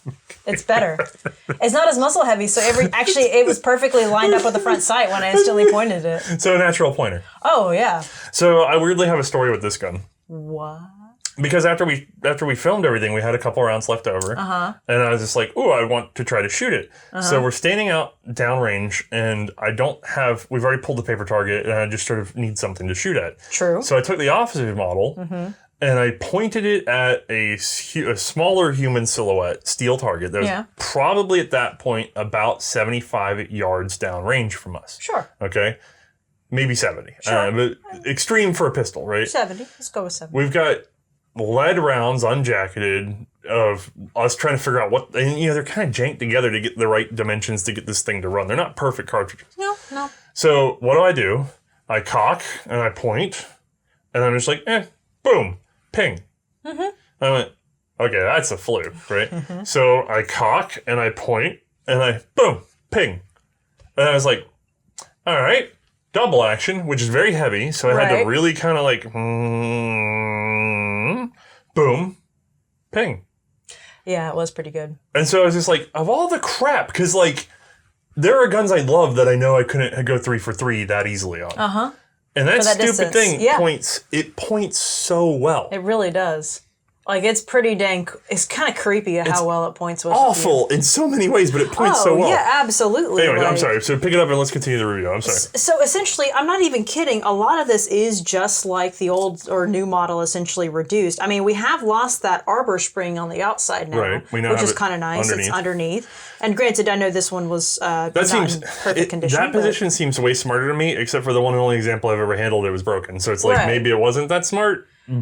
Maybe, but it seems less like, in general, if I were to think between the two, I would think that one would get broken faster than this one. I will say, if I broke that one, I'm not going to be able to fix it by just shoving a coil spring in it like I did with that one. Kind of nice. You were able to fix it on the fly. You're like, hold up, I think I can do this. Yeah. Speaking of which, thanks to my buddy Matt, actually Matt LaRose here over at Fuddbusters. Yeah. I was talking to him about some of this revolver stuff, and this was literally sitting in a pawn shop down by him, and he was just like, oh, well, I'll grab that. It's an antique, and then just send it in the mail. And it's like, yeah, thanks. Oh, sweet. He helped out with the show then. Thanks, I mean, Matt. I paid him back, but like Well, he kept an eye out for me, so thanks, Matt. Yeah, we appreciate that, buddy. But, yeah, I'm sorry. The hammer, still heavy, but definitely a smooth pull. Trigger, like you said, definitely heavy second or You know what I can't figure out about these?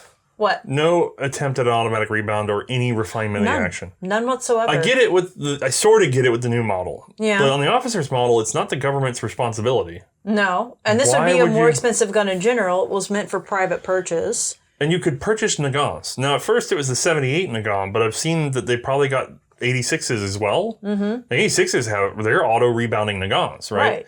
The 78s are not. They're manually rebounding Nagants. Well, why? And not only that, but why? I understand it's 2 gilder or more on the import stuff. I'd take Nagant, wouldn't you? Yeah, instantly, because it's already got that improvement with it, that safety improvement. It's so strange to me. And then I still don't have any sort of ejector. I'm still having to rely on our good old tools. Yeah. Now, interesting fact while we're talking about the Nagant revolvers, because we've covered them before, there's at least one book that claims that this action was designed by Nagant. Really? Yes. They give no evidence. They just say it. Yeah, you've been inside these. Do they look it?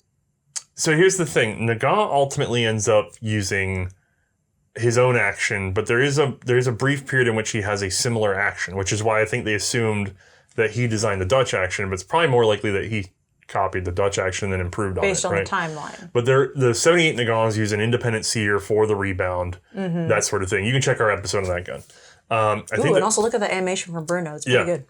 The problem is, if anybody designed this, the first person to this lockwork style, as far as I know right now, is Galland, actually. Because you see it in the 68 Galland. That's the one that racks open, and closes up. So, which we have not done an episode no, we haven't done one of those yet, right. So, we'll pop an image, I'm sure. But the 68 Galland had it, and I can't say for sure that Barhenzius saw that gun. Mm-hmm. He probably should have. Yeah. But he doesn't really seem to mention it in any meaningful way in any of his writings. Okay. But that could be him sort of just being like, mm-hmm. It's like, casually glancing But if that's at the case, why does he mention Comblain and Mariette, who he clearly is using components of theirs? So I suspect that he and Galan probably came to the same conclusion, which is that, this Comblain / Mariette system, Mariette system, the Mariette / Comblain system plus a seer is really good for centerfire. Mm-hmm. I think they both just came to the same decision independently. That's quite possible. There's no evidence that I've been able to find that Nagant came up with the action for them. It's just not there in any of the Dutch resources I found. There's just one Belgian book that sort of just says it. I'd be curious on the source they pulled that from. Not only that, but this is way earlier than Nagant started producing revolvers. They didn't start doing that until like 78 is their first model. It would be more than likely then based on that timeline that Nagant. Yeah, why would they be designing a revolver lockwork but not selling it for years? I don't know. That it's makes a whole sense other to thing. me. No. So, yeah. But, okay, so out of the three, Yeah. top, Okay. which one? Well, if I had to choose between the old model, large and rickety and awkward, new model, not rickety but large and awkward, or officer's model, which kind of is it's like Mama Bear, Papa Bear, Baby Bear bed. The Baby Bear bed kind of fit me here better. I'm going to go with the officer's model on this one. I'm undecided. Same what? How? This is undecided. same cartridge, same round count. This gun big. Actually, That one does fit your hand better. this gun big. Okay. Why would you go for the old model? To be fair, I only got to shoot that one, really. Okay. So I didn't get to see how accurate I was. Okay. But, I don't know. You saw how accurate you were with this one. If I'm having to march and do stuff, yeah, that. Mm-hmm. But this big gun. You also did draw that one you could draw that one on the fly easier. This one's easier to get my hands on. Mm-hmm. In good condition. I mean, obviously not all beat up, you know. But like in good condition, it's technically more accurate than the new model. Mm-hmm. And it weighs only a little bit more. The balance is a little worse, but I don't know. There's just something. I know. If I had to have one of them, big dumb revolver. If I had to have one of them, I want the big dumb old one. Okay. But I will say there is something in me that there's a certain amount of joy to just how horribly obsolete this is. Mm-hmm. That they were just like, yeah, we're gonna stick with that.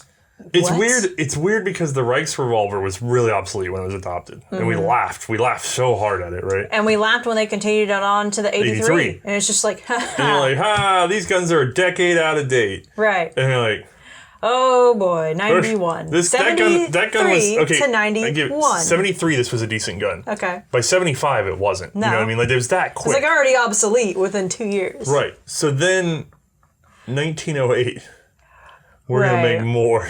That's gonna be our choice. That's like 30 years later. I just want to put the date, like, because people forget. How comfortable were they? Yeah, and you're secure, where they were just like, we don't need to have any sort of advancement or whatever. 30. We feel safe. It wasn't that. It wasn't that. It was. That's the thing, is that has to be part of that. No, it was a shit fit. That's the whole point. Like, it was literally legislative shit fit, so that no decision could be made, and so the only thing you can do is keep doing the thing you were already doing. That's not so working tons anymore. of money was spent on doing more of this 35 years later. Wait, Government. 73 to 91, that's not 35. What? 73 to... No, 91. 1908. Oh, 1908. I'm sorry. My brain went to the something Yeah, no, different. 35 years. Yeah. Like, I'm only a little bit older than that gap. My whole That's life. pretty and bad. Then, yeah, imagine something that they developed like when I was like 3, and then they were like, you know what, let's just dust that off It's again. like, your dad today. had this gun, son. Oh, cool. Now it's yours. I know, Wait, what everybody's gonna say. AR. They're gonna be like the whole AR family of rifles is getting recycled there. But they made significant changes. You know what I mean? Like, don't get me wrong, the core lockwork, fine. But we're not even talking about just the core lockwork. They made the whole stupid gun with the whole ergonomic. No, hey, they made the balance better. And we're gonna see in the next episode they had another option, like they did. So And then, no. yeah.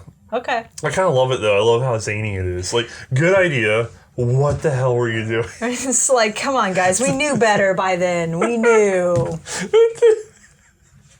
right. Well, That's pretty much it. I had great with all of them. I had an entertaining time shooting them. But yeah, the officer's model, that rang true for me on range personally. Yeah, I agree. I know, by the way, our neutral episodes aren't as popular. Yeah. Because it's not, everyone wants to see what's from the video games. They want to see what's from the war, blah, blah. I love the neutral episodes because they do some of the weirdest stuff. Yeah. Like, Just because there was nothing really emergent going on for them, nothing super exciting. So what the heck were they doing? well, by exploring Swiss and this, we really uncovered a lot of history about military revolvers. Because the neutrals often would just purchase stuff off the shelf, so that gave us a glimpse to commercially available revolvers in a way. Right. So I don't want to give too much away, but I'm doing a lot of research into some more unusual stuff in this territory. And there's a lot of weird things that get adopted in small numbers here and there that tell a better story for the history overall. And by just tracking the major power stuff, there's huge gaps. Nothing makes any sense. If that's all you knew, it's no wonder early in our series we didn't understand who Warnant was necessarily, or we had never heard Fanyu. Fanyu right? was a ghost in the night. Right. You'd never know any of this stuff unless you go into these weird corners. And it's like, oh, wait a second. That's where this is coming from. And then Fanyu still blows my mind. all the missing pieces are sort of stuck in these little contracts that then the bigger powers go, we'll go with this thing, everybody's doing it. You know? So, I don't know. I think it's impressive. Yeah, it's super bizarre. But we have another episode We do. in so which more we'll to actually come. kind of talk about this Fanyu guy that we keep referencing because we haven't done it yet. Oh, shoot, that's right. But Spoilers. tune in next time for more unusual neutral hilarity. Yeah. And then... That's pretty much it. Have a good night. yeah, have a good one. Bye.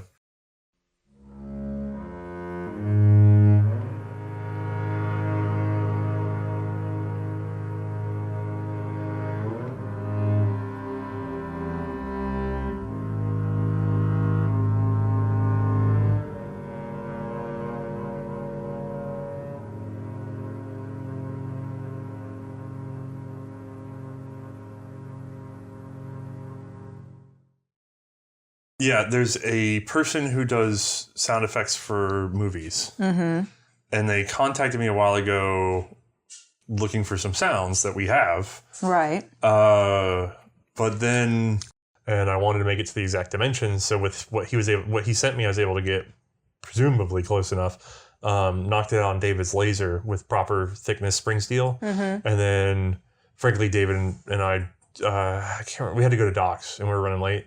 So once I got like 3 of them cut out, just in case I made a mistake, the next day I came over here and I like heated them and tempered them and hammered on them to get the spring shape right.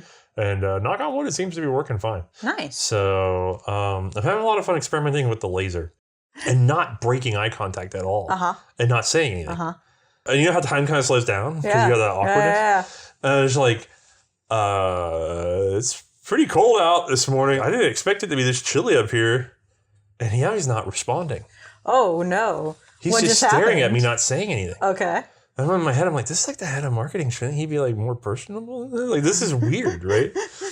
Now I've stopped. Like, I've stopped doing Stop anything. torquing something down. Because now I'm being stared at, so I'm just staring back.